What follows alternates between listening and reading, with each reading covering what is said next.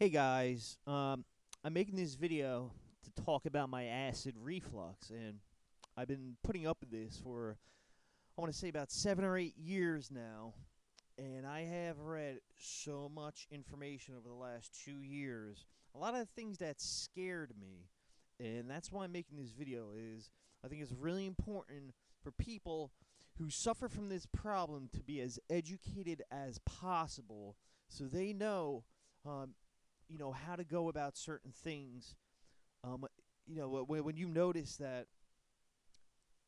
like Nexium, you're not supposed to take it for longer than 8 weeks, and it's known to cause a lot of long-term effects if you go past that 8 week point.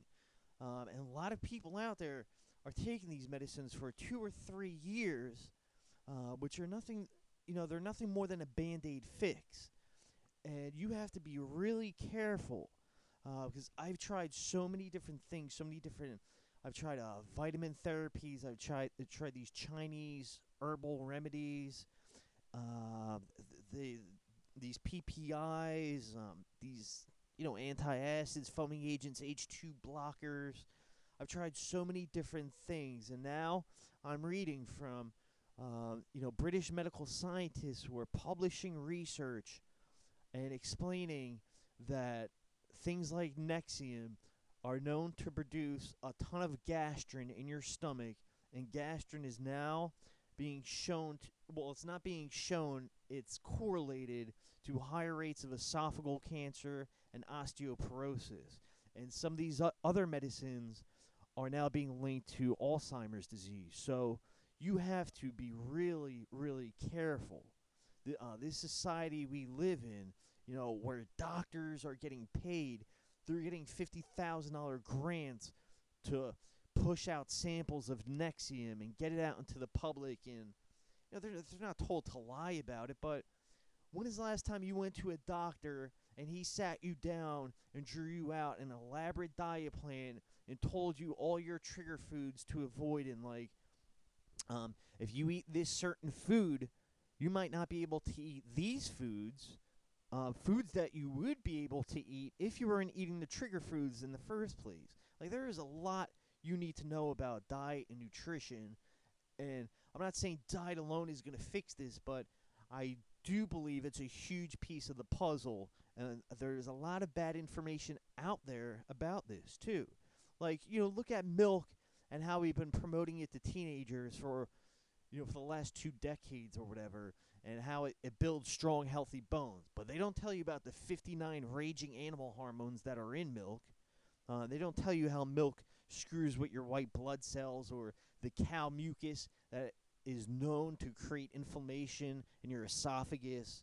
When's the last time your doctor, maybe he did tell you, maybe he told you it's good to avoid dairy, but they don't really get into it and explain why it's a good idea to avoid these things. But they will explain why it's a good idea to take medicine, and they'll leave out the other 90% of reasons why you shouldn't take them, like the fact that antacids and these Nexiums and PPIs throw off your entire internal balance, and over the long term, it's just going to get worse and worse because it's just like covering it with a band-aid, and your body has to compensate now.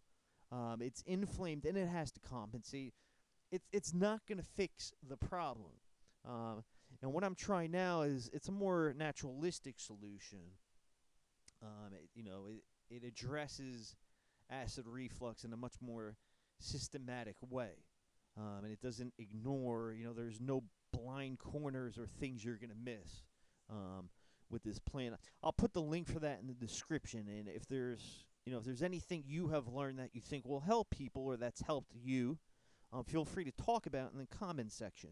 Another thing, real quick before I go, sugar is another really important thing.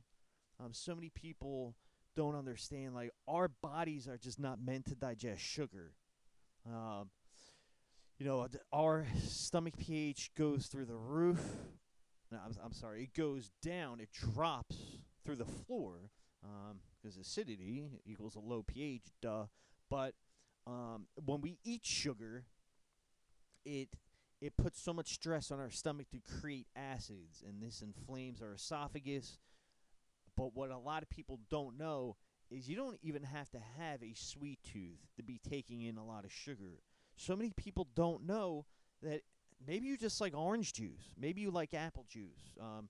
There's so many different beverages, so many things that are loaded with a high amount of sugar or high fructose corn syrup. And these two things, dairy and sugar all by themselves, if you really work on eliminating those two as much as you can, you will notice a substantial difference. But there's tons of I suggest you educate yourself about this as much as possible, because that's what I've done.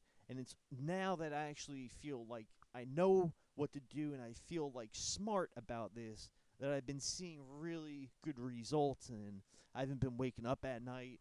And now I can get away with eating certain foods that I couldn't eat before, because I'm avoiding, the real triggers. And I do try to exercise too now, because I've been learning how good exercise is for you. If you sit in a cubicle all day and you don't move around, if you live a very sedentary lifestyle, look, you shouldn't be taking a pill if you just don't move around all day, because humans aren't meant to just sit in a room all day and not move. You have to focus on your health, please. That's what this video is about. Stay off these, crazy drugs, and don't slip into any of these, Chinese herbal remedies or vitamin therapies. Really, really learn about this as much as you can. And if you have any questions, feel free to ask in the comment section.